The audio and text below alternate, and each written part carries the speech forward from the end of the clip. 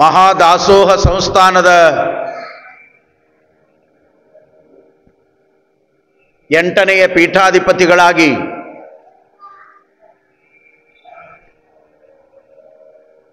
ಈ ನಾಡಿನಲ್ಲಿ ಶರಣ ಪಥವನ್ನ ಭಕ್ತರ ಬಾಳಿಗೆ ಬೆಳಗುವುದರ ಮೂಲಕ ವಿದ್ಯಾ ಭಂಡಾರಿಯಾಗಿ ಈ ದಾಸೋಹದ ಭವ್ಯ ಪರಂಪರೆಯನ್ನು ಬೆಳಗಿರುವಂಥ ಪರಮ ಪೂಜ್ಯ ಡಾಕ್ಟರ್ ಶರಣಬಸಪ್ಪ ಅಪ್ಪ ಅವರಲ್ಲಿ ಭಕ್ತಿಯಿಂದ ಶರಣುಗಳನ್ನು ಸಲ್ಲಿಸಿ ಪ್ರವಚನವನ್ನು ನಿತ್ಯವೂ ಕೂಡ ಶ್ರವಣ ಮಾಡುತ್ತಿರುವಂಥ ಎಲ್ಲ ಸದ್ಭಕ್ತ ಶರಣ ಬಂಧುಗಳೇ, ಮಾಧ್ಯಮದ ಬಂಧುಗಳೇ, ತಮ್ಮೆಲ್ಲರಿಗೂ ಕೂಡ ಆತ್ಮೀಯವಾಗಿರುವಂಥ ಶರಣಾರ್ಥಿಗಳು. ವಿಶ್ವ ವಿನೂತನವಾಗಿರುವಂಥ ದಾಸೋಹಂಭಾವದ ಪರಿಕಲ್ಪನೆಯನ್ನ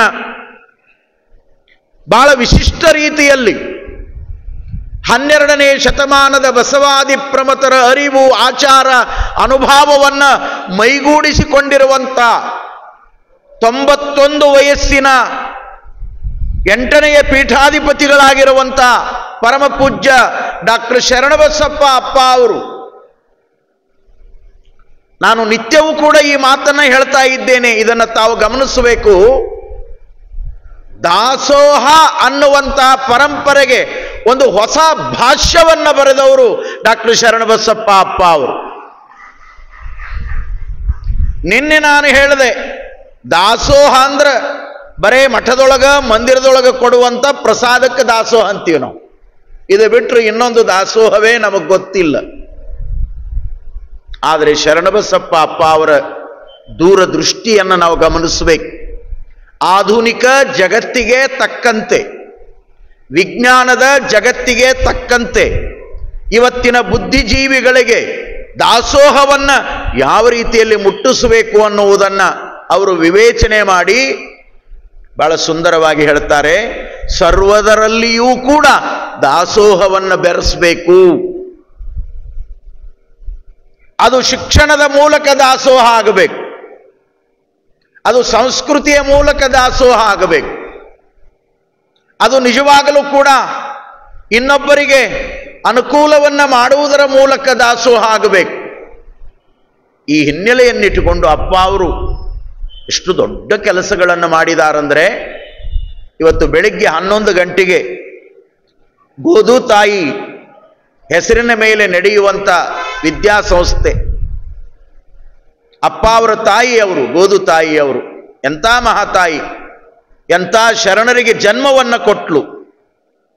ಆ ಅಪರೂಪದ ಮಗುವನ್ನ ಈ ನಾಡಿಗೆ ನೀಡಿದ್ರು.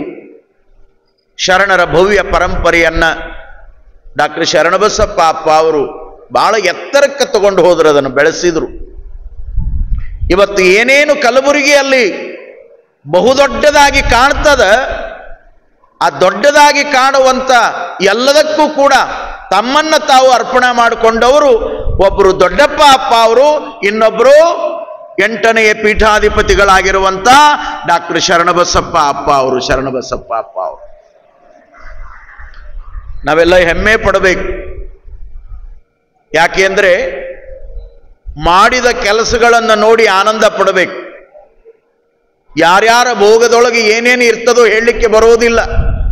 ಶರಣ ಯಾರ್ಯಾರ ಕಡೆಯಿಂದ ಏನೇನು ಮಾಡಿಸ್ಕೋಬೇಕು ಅಂತ ಸಂಕಲ್ಪ ಮಾಡ್ತಾನೋ ಅದೆಲ್ಲವೂ ಕೂಡ ನಡೆದು ಹೋಗ್ತದ ಲೀಲೆಯಾಗಿ. ನೋಡಿ, ಇವತ್ತು ಗೋದು ತಾಯಿ ಆ ವಿದ್ಯಾಲಯದಲ್ಲಿ B.Ed ಕಾಲೇಜ್, ಅದು ಮಹಿಳೆಯರಿಗಾಗಿ, ಹೆಣ್ಣು ಮಕ್ಕಳಿಗಾಗಿ. ಎಷ್ಟು ದೊಡ್ಡ ಕನಸು. ಅಲ್ಲಿ ಗ್ರಾಮೀಣ ಭಾಗದ ಹೆಣ್ಣು ಮಕ್ಕಳು, ಬಡತನದ ಹೆಣ್ಣು ಮಕ್ಕಳು ಬದುಕನ್ನು ಕಟ್ಟಿಕೊಳ್ಳಬೇಕು ಅನ್ನುವಂಥ ಹುಮ್ಮಸ್ಸಿನಿಂದ ಬರುವಂಥ ಹೆಣ್ಣು ಮಕ್ಕಳು, ಅಂಥವರಿಗೆ 2 ವರ್ಷಗಳ ತರಬೇತಿಯನ್ನು ನೀಡಿ ಅವರಿಗೆ ಶಿಕ್ಷಣದ ಮೂಲಕ ಬದುಕನ್ನು ಕಟ್ಟಿಕೊಳ್ಳುವಂಥ ಕೆಲಸಕ್ಕೆ ಅಪ್ಪ ಅವರು ಸಾಕ್ಷಿಯಾದರು, ಈ ಮೂಲಕವಾಗಿಯೂ ದಾಸೋಹ ಅದು ನಡೆಯಬೇಕು. ಇದು ಅವರ ದೂರದೃಷ್ಟಿ. ನಿಜವಾಗಲೂ ಬಹಳ ಸಂತೋಷ ಆಯಿತು ನನಗೆ. ಇವತ್ತು ನೀಲಾಂಬಿಕಾ ಪಾಟೀಲ್ ತಾಯಿ ಅವರು ಲೈಬ್ರರಿಗೆ ಕರ್ಕೊಂಡು ಹೋದರು. ಅಪ್ಪ ಅವರು ಮಾಡಿದ ಕೆಲಸಗಳನ್ನು ತೋರಿಸಿದರು.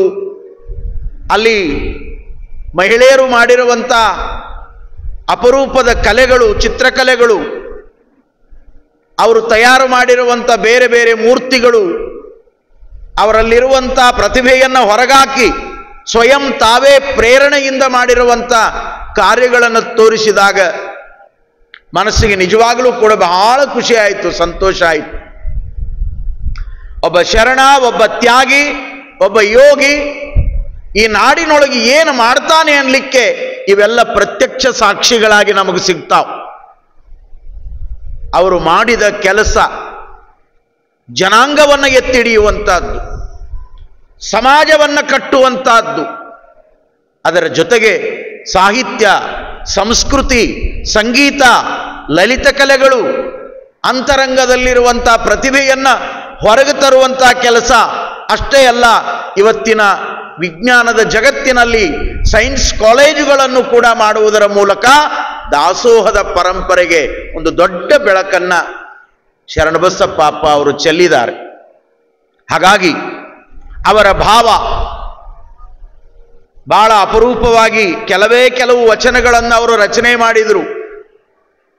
ಬಹುಶಃ ಅವರ ಎಲ್ಲ ವಚನಗಳನ್ನು ನಾನು ಓದುವಾಗ ನನಗನಿಸೋದಿಷ್ಟೇ, ಬಸವಾದಿ ಶರಣರೇ ಈ ರೂಪದಲ್ಲಿ ಬಂದು ತಮ್ಮ ಅಂತರಂಗದ ಭಾವವನ್ನ ಈ ರೀತಿ ಅನುಭಾವದ ವಚನಗಳಲ್ಲಿ ಬಿಚ್ಚಿಟ್ಟಾರೇನೋ ಅನ್ನುವಂಥ ರೀತಿಯೊಳಗೆ ನಮಗೆ ಆನಂದ ಆಯಿತು. ಅವರ ವಚನಗಳನ್ನು ನಾನು ನಿತ್ಯ ಒಂದಿಷ್ಟು ಗಮನಿಸ್ತಾ ಇದ್ದೇನೆ. ನಿನ್ನೆ ಒಂದು ವಚನವನ್ನ ನಿಮ್ಮ ಮುಂದೆ ನಾನು ಪ್ರಸ್ತುತಪಡಿಸಿದ್ದೆ. ಪೂಜ್ಯ ಅಪ್ಪ ಅವರು ಹೇಗೆ 12ನೇ ಶತಮಾನದೊಳಗೆ ಬಸವಣ್ಣನವರು ಶಿವ ಪಥವನರಿವಡೆ ಗುರುಪಥವೇ ಮೊದಲು ಅಂತ ಹೇಳ್ತಾರೆ.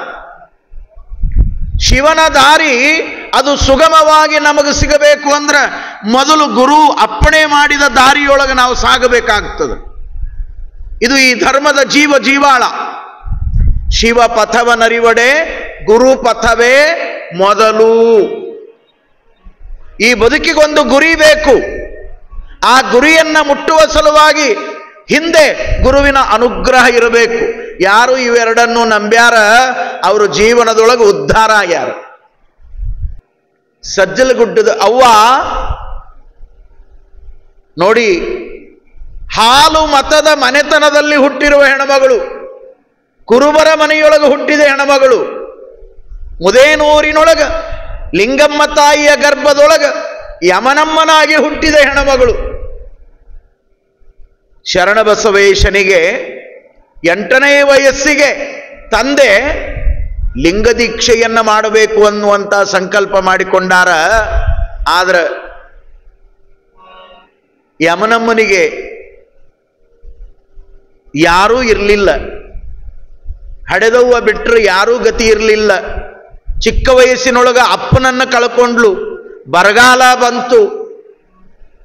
ಹೊಟ್ಟಿ ಉಪಜೀವನಕ್ಕಾಗಿ ಹಳೆ ಮಾಗಾಣಿ ಅಂದ್ರೆ ಕಂಪ್ಲಿ ಭಾಗದೊಳಗ ಅವನು ಕೂಡ ದುಡಿಯಾಕ ಹೋದ್ಲು. 8 ವಯಸ್ಸ, 8 ವಯಸ್ಸ. ಹಿಂಗೆಲ್ಲ ದುಡಿತಾ ಜೀವನ ಮಾಡ್ತಾ ಉಪಜೀವನ ಮಾಡ್ತಾ ನಮ್ಮ ಮುದುಗಲ್ಲಿನ ಸಮೀಪದಲ್ಲಿರುವಂತ ಕಸಬಾ ಲಿಂಗಸುಗೂರು ಅನ್ನುವಂಥ ಊರಿಗೆ ಬರ್ತಾರ. ಅಲ್ಲಿ ತೋಂಟದಾರ್ಯ ಮಠದ ಶಾಖಾ ಮಠ. ಆ ಮಠದೊಳಗ ಆ ಕಾಲದೊಳಗ ಪ್ರಭು ಮಹಾಸ್ವಾಮಿಗಳು ಅನ್ನುವಂಥ ಪೂಜ್ಯರಿದ್ರು. ಅವ್ರನ್ನ ಬಂದು ಕೇಳಿಕೊಂಡ್ರು, ಯವ್ವ ನಿಮ್ಮಂಥವರಿಗಾಗಿನೇ ಮಠಗಳಿರೋದು, ನಿರಾಶ್ರಿತರಿಗಾಗಿನೇ ಮಠಗಳಿರೋದು, ಇಲ್ಲೇ ಇರ್ರಿ ಅಂತ ಆಶ್ರಯ ಕೊಡ್ತಾರೆ ಕುರುಬರು ಹೆಣ್ಮಕ್ಕಳು. ಅವ್ವ ಮಗಳ. ಆವಾಗ ಯಮನಮ್ಮನಿಗೆ ಭಾಳ ಅಂದ್ರೆ 12-13 ವಯಸ್ಸಿರಬೇಕಷ್ಟೆ. ನೋಡಿ, ದಿನಾಲು ಮಠಕ್ಕೆ ಬರುವಂತ ಜನಗಳು ಹಣೆ ತುಂಬ ಶ್ರೀ ವಿಭೂತಿ, ಕೊರಳಲ್ಲಿ ರುದ್ರಾಕ್ಷಿ, ಅಂಗದ ಮೇಲೆ ಲಿಂಗ, ಮಠಕ್ಕೆ ಬಂದು ನಮಸ್ಕಾರ ಮಾಡಿ ಹೋಗುವಂತ ಭಕ್ತರನ್ನ ನೋಡಿ ಯಮನಮ್ಮನ ಮನಸ್ಸಿನೊಳಗ, ಒಬ್ಬ ಕುರುಬರ ಯಮನಮ್ಮನ ಮನಸ್ಸಿನೊಳಗ ನಾನು ಗುರುವಿನ ಮಗಳಾಗಬೇಕು, ನಾನು ರುದ್ರಾಕ್ಷಿ ಕಟ್ಕೋಬೇಕು, ನಾನು ಲಿಂಗವನ್ನು ಪಡಿಬೇಕು ಅನ್ನುವಂತ ಹಂಬಲ ಬಂತಲ್ಲ, ಇದೆಂತ ಅದ್ಭುತ ಮನಸ್ಸು. ಯಾರಿಗೆ ಬರ್ತದೆ? ಕಾಸ ಲಿಂಗಾಯತರ ಮನೆಯಾಗ ಹುಟ್ಟಿದವರು ಕೊಳ್ಳಾಗ ಲಿಂಗಿಲ್ಲ. ಒಂದು ವೇಳೆ ದಿನ ಬರ್ತಾರ, ಎಲ್ಲರೂ ನಮ್ಮವರದಾರ ಅಂತ ತಿಳ್ಕೊಂಡು ಪ್ರವಚನ ಮಂಗಲಾದ ಮೇಲೆ ಗೇಟಿಗೆ ನಿಂತು ನಾನೇನಾದರೂ ಒಬ್ಬೊಬ್ಬರನ್ನ ಚೆಕ್ ಮಾಡಿ ಬಿಟ್ಟೆ ಅಂದ್ರೆ ನೋ ಲಿಂಗ. ಮತ್ತು ಶರಣಪ್ಪನ ಜಾಗದಾಗ ಅದೀವಿ ನಾವು. ಶರಣಪ್ಪ ಏನು ಮಾಡಿದ ಅದು ನಮಗೆ ಮಾಡೋಕ್ಕಾಗವಲ್ದು. ಒಬ್ಬ ಕುರುಬರ ಹೆಣ್ಮಗಳಿಗೆ ಈ ಭಾವ ಬಂತಲ್ಲ, ವಿಚಾರ ಮಾಡ್ರಿ. ಪ್ರಥಮತಃ ವಿಭೂತಿ ಕೊಟ್ಟು ಕೊಳ್ಳಾಗ ರುದ್ರಾಕ್ಷಿ ಕಟ್ಟಿದವರೇ ತೋಂಟದಾರ್ಯ ಮಠದ ಪ್ರಭುಸ್ವಾಮಿಗಳು. ಅದಾದ ಮೇಲೆ ಮುಂದೆ ದೀಕ್ಷಾ ಆಗ್ತದೆ. ಗುಡದೂರಿನ ದೊಡ್ಡ ಬಸವಾರ್ಯರು ಅನ್ನುವಂಥ ಮಹಾನುಭಾವರು ಇಷ್ಟಲಿಂಗ ದೀಕ್ಷೆಯನ್ನು ಕೊಡ್ತಾರ. 12 ವರ್ಷ ಪರೀಕ್ಷೆ ಮಾಡ್ತಾರ. ಆ ಪರೀಕ್ಷೆಯೊಳಗೆ ಗೆಲ್ಲುತ್ತಾಳ ತಾಯಿ. ಗುರು ಕೊಟ್ಟ ಲಿಂಗವನ್ನು ಹಿಡ್ಕೊಂಡು ಕಂಬಳಿ ಹಾಳಕ್ಕೆ ಬಂದು ಕೂತ್ಕೊಂಡಾಳ, ಸಜ್ಜಲ ಗುಡ್ಡಕ್ಕೆ ಬಂದು ಕುಂತ್ಕೊಂಡಾಳ. ಎಂಥ ಮಹಾ ತಪಸ್ವಿನಿ ಆದ್ಲು ಅಂದ್ರೆ ಇವತ್ತು ಅವೆರಡು ಕ್ಷೇತ್ರಗಳು ಪುಣ್ಯ ಕ್ಷೇತ್ರಗಳಾಗ್ಯಾವ. ಮುಂದೆ ಗುರಿ, ಇಂದು ಗುರು ಇದ್ರ ಇಂಥವರೆಲ್ಲರೂ ಕೂಡ ಸಾಧನೆ ಮಾಡಿದ ಉದಾಹರಣೆಗಳದಾವ ಈ ನಾಡಿನೊಳಗ. ಅದಕ್ಕಾಗಿ ಬಸವಣ್ಣನವರು ಹೇಳಿದ್ರು, ಶಿವ ಪಥವನರಿವಡೆ ಗುರು ಪಥವೇ ಮೊದಲು. ಶಿವನ ಪಥ ಅದು ಸಿಗಬೇಕು ಅಂದ್ರೆ ಮೊದಲು ಇಲ್ಲಿಂದ ಆರಂಭ ಆಗಬೇಕು. ಅದೇ ಅನುಭಾವದ ಭಾವವನ್ನ ದಾಸೋಹ ಸೂತ್ರದ ವಚನದೊಳಗ ಡಾಕ್ಟರ್ ಶರಣಬಸಪ್ಪ ಅಪ್ಪ ಅವರು ಹೇಳ್ತಾರೆ. ಶಿವ ಪಥವನ್ನರಿವೊಡೆ ಗುರುಪಥ ಮೊದಲೆಂದರಯ್ಯ ಸಂಗನ ಬಸವ. ನೋಡ್ರಿ, ಬಸವಣ್ಣನವರನ್ನ ಬಿಟ್ಟು ಶರಣಬಸಪ್ಪ ಅಪ್ಪ ಅವರು ಏನನ್ನೂ ಹೇಳಿಲ್ಲ. ಬಹಳ ಮಂದಿಗೆ ಇದು ಗೊತ್ತೇ ಇಲ್ಲ. ಅವರು ಯಾವಾಗಲೂ ಬಸವಾದಿ ಶರಣರ ಪರಂಪರೆಯನ್ನ ಈ ನಾಡಿನೊಳಗ ಉಳಿಸುವಂತ ಬಹಳ ದೊಡ್ಡ ಕಾರ್ಯವನ್ನ ಮಾಡ್ಯಾರ. ಕ್ರಿಯಾತ್ಮಕವಾಗಿ, ಪ್ರಾಕ್ಟಿಕಲ್ ಆಗಿ, ಬಹಳ ಪ್ರಾಕ್ಟಿಕಲ್ ಆಗಿ. ನೋಡಿ ಎಷ್ಟು ಚಂದ ಹೇಳ್ತಾರೆ. ಶಿವ ಪಥವನ್ನರಿವೊಡೆ ಗುರುಪಥ ಮೊದಲೆಂದರಯ್ಯ ಸಂಗನ ಬಸವ. ಕೂಡಲ ಸಂಗನ ಅರಿವೊಡೆ ಶರಣರ ಸಂಘವೇ ಮೊದಲು. ಶಿವಭಕ್ತನಿದ್ದ ಠಾವು ದೇವಲೋಕಕ್ಕಿಂತ ಅಧಿಕ. ಆ ಭಕ್ತನ ಅಂಗಳ ವಾರಣಾಸಿಗಿಂತ ಅಧಿಕ. ಇವೆಲ್ಲ ಶರಣಬಸಪ್ಪ ಅಪ್ಪ ಅವರ ನುಡಿಗಳು. ಆ ಭಕ್ತನ ಕಾಯವೇ ಕೈಲಾಸಕ್ಕಿಂತ ಅಧಿಕ. ಆದ ಕಾರಣ ಎಮ್ಮವರು ಸ್ಥಾವರ ಯಾತ್ರೆಯ ಸಲ್ಲದೆಂದರಯ್ಯ. ಬಹಳ ಸೂಕ್ಷ್ಮದ ಇದು, ಗಮನಿಸ್ಬೇಕು. ಹುಚ್ಚರಂಗ ಮಾತಾಡೋದಲ್ಲ, ಬಹಳ ಎಚ್ಚರದಿಂದ ವಿಚಾರ ಮಾಡಬೇಕು. ಬಸವಾದಿ ಶರಣರು ಯಾವ ಜಂಗಮ ಸ್ಥಳದ ಅರಿವನ್ನ ದಾಸೋಹ ಸೂತ್ರದೊಳಗ ಲಿಂಗದ ಮುಖವೇ ಜಂಗಮ ಅನ್ನುವಂಥ ಅರಿವನ್ನ ಮೂಡಿಸಿದ್ರೋ ಅದನ್ನ ಒಪ್ಪಿರುವಂತ ಡಾಕ್ಟರ್ ಶರಣಬಸಪ್ಪ ಅಪ್ಪ ಅವರು ಅದೇ ಮಾತುಗಳನ್ನ ತಮ್ಮ ಸ್ವಾನುಭವದ ಈ ದಾಸೋಹ ಸೂತ್ರದ ವಚನದೊಳಗೂ ಹೇಳ್ತಾ ಇದ್ದಾರೆ. ಎರಡು ಚಂದ ಹೇಳ್ತಾರೆ ನೋಡ್ರಿ. ಸ್ಥಾವರ ಯಾತ್ರೆಯ ಸಲ್ಲದೆಂದರಿದರಯ್ಯ. ಶರಣರ ಸಂಘ ದಾಸೋಹ ಯಾತ್ರೆ ಬೇಕೆಂದರಯ್ಯ. ಲಕ್ಷಗಾವುದ ದೂರ ಹೋಗಿ ಭಕ್ತರ ಸಂಗವ ಮಾಡುವುದು ಸದಾಚಾರವಯ್ಯ.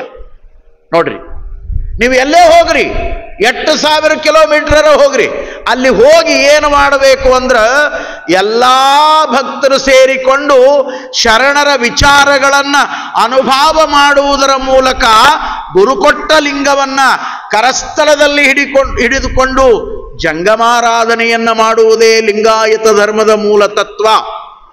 ಇದನ್ನು ಮರಿಬಾರ್ದು. ನಾವೆಲ್ಲ ಮರ್ತು ಬಿಟ್ಟಿವಿ. ನಾವು ಲಿಂಗನ ನಮಗ ಭಾಳ ವಜ್ಜಾಗ್ಯಾವ, ಮೊಬೈಲ್ ವಜ್ಜಾಗಿಲ್ಲ ನಮಗೆ. ಎಲ್ಲಿ ಹೋದ್ರೂ ಮೊಬೈಲ್ ಬಿಟ್ಟು ಬರಂಗಿಲ್ಲ ನೋಡ್ರಿ. ಗಪ್ರ ಹಿಡ್ಕೋತಾರ ಅದನ್ನು ಮೊದಲು. ಇನ್ನೂ ಕೆಲವರು ಕೊಳ್ಳಾಗ ಹಾಕೊಂಡಿರ್ತಾರೆ. ಲಿಂಗ ವಜ್ಜಾದು ನಮಗ ದುರ್ದೈವ, ನಗುವ ಮಾತಲ್ಲ ನಾ ಹೇಳೋದು. ಬಹಳ ಸೀರಿಯಸ್ ಆಗಿ ಇದನ್ನ ಮಾತಾಡ್ತೀನಿ ನಾನು. ಯಾವುದನ್ನ ಮಾಡಬೇಕಾಗ್ಯದ ಅದನ್ನ ಮಾಡ್ತಾ ಇಲ್ಲ ನಾವೀಗ. ಇದನ್ನ ನಮ್ಮಂತವರೇ ಹೇಳಬೇಕೇ ವಿನಃ ಯಾರೂ ಇವತ್ತು ಹೇಳ್ತಾ ಇಲ್ಲ ಈ ಮಾತುಗಳನ್ನ. ವಿಚಾರ ಮಾಡುವಂತ ಮಾತುಗಳಿದ್ದಾವೆ. ಯಾಕಿದು ಪರಮಶ್ರೇಷ್ಠ ಆಗ್ತದ ಅನ್ನೋದನ್ನ ಮುಂದೆ ಆ ತತ್ವಗಳನ್ನ ಗುರು ಉಪದೇಶ ಮಾಡುವಾಗ ಹೇಳ್ತೀನಿ ನಿಮಗೆ. ಸಂದರ್ಭ ಬಂದದಂತ ಈ ಮಾತುಗಳ ನಿಮ್ಮ ಮುಂದೆ ಬಿಚ್ಚಿಡ್ತಾ ಇದ್ದೀನಿ. ಎಷ್ಟು ಚಂದ ಹೇಳ್ತಾರೆ ನೋಡಿ. ಭಕ್ತರ ಸಂಗವ ಮಾಡುವುದು ಸದಾಚಾರವಯ್ಯ. ಹಂಗಿತ್ತು ಒಂದು ಕಾಲ. ನಾವೆಲ್ಲ ಚಿಕ್ಕವರಿದ್ದಾಗ, ನಾವು ಜಂಗಮ ಮನೆತನದಲ್ಲಿ ಹುಟ್ಟಿದವರು. ನಾವು ಭಕ್ತರ ಮನೆಗೆ ಬೆಳಗ್ಗೆ ಕೈಗೆ ಜೋಳಿಗೆ ಹಾಕ್ಕೊಂಡು ಹಿಟ್ಟಿಗೆ ಹೋದ್ರೆ ಆ ಮನೆಯೊಳಗಿರುವಂಥ ಹಿರಿಯರು ಹೊಸದಾಗಿ ಏನಾದರೂ ಬಟ್ಟೆ ತಂದ್ರೆ ಆ ಬಟ್ಟೆಗಳನ್ನು ನಮ್ಮ ಹೆಗಲ ಮೇಲೆ ಹಾಕಿ ನಮ್ಮ ಪಾದಕ್ಕೆ ಮುಟ್ಟಿಸಿ ನಂತರ ಉಡ್ತಿದ್ರು. ಇದು ಲಿಂಗಾಯತರ ಸದಾಚಾರ. ಬಟ್ಟೆ ಸಹಿತ ಗುರುಲಿಂಗ ಜಂಗಮಕ್ಕೆ ಮುಟ್ಟಿನೇ ಬಳಕೆಯಾಗಬೇಕು ಅನ್ನೋದು ಸದಾಚಾರವಾಗಿತ್ತು. ಶ್ರಾವಣ ಬಂತು ಅಂದ್ರೆ ಪುರುಸೊತ್ತಿರ್ತಿರ್ಲಿಲ್ಲ. ಲಿಂಗದ ಮುಖ ಜಂಗಮ ಅಂತ ತಿಳ್ಕೊಂಡು ದಾಸೋಹ ಮಾಡುವಂತ ಪರಂಪರೆಗಳು ಎಲ್ಲ ಮನೆಗಳಲ್ಲಿದ್ದು. ಇವತ್ತು ಕರೆಯವರೂ ಇಲ್ಲ, ಹೋಗವರು ಇಲ್ಲ. ಮಾಡಿದ್ದು ತಾವ ಉಂಡು ಕೂಡವರ ಹೆಚ್ಚಾಗ್ಯಾರಿ. ಲಿಂಗಾಯತರು ನಾವು ಎಂಥವ್ರು ಅಂದ್ರ ನಾವು ಕದ ಹಾಕ್ಕೊಂಡು ಉಣ್ಣವರಲ್ಲ, ನಾವು ಕರ್ಕೊಂಡು ಉಣ್ಣವರು ಲಿಂಗಾಯತರು. ಇದನ್ನು ಚೆನ್ನಾಗಿ ತಿಳ್ಕೋಬೇಕು ನಾವು. ನಮ್ಮ ಲಿಂಗದ ತೃಪ್ತಿ ಎಲ್ಲಿದೆ ಅಂದ್ರೆ ದಾಸೋಹದೊಳಗದ. ಶರಣಬಸಪ್ಪನವ್ರು ಏನು ಮಾಡಿದ್ರು ಈ ನಾಡಿನೊಳಗೆ? ಇದನ್ನ ಮಾಡ್ಯಾರ. ಹಸಿದವರಿಗೆ ಉಣಿಸುವುದರ ಮೂಲಕ ಶಿವಭಕ್ತಿಯನ್ನ ಮತ್ತೊಮ್ಮೆ ಕನ್ನಡ ನಾಡಿನೊಳಗ ಬೆಳಗಿರುವಂತ ಮಹಾಮಹಿಮ ಕಲಬುರಗಿ ಶರಣಬಸವೇಶ.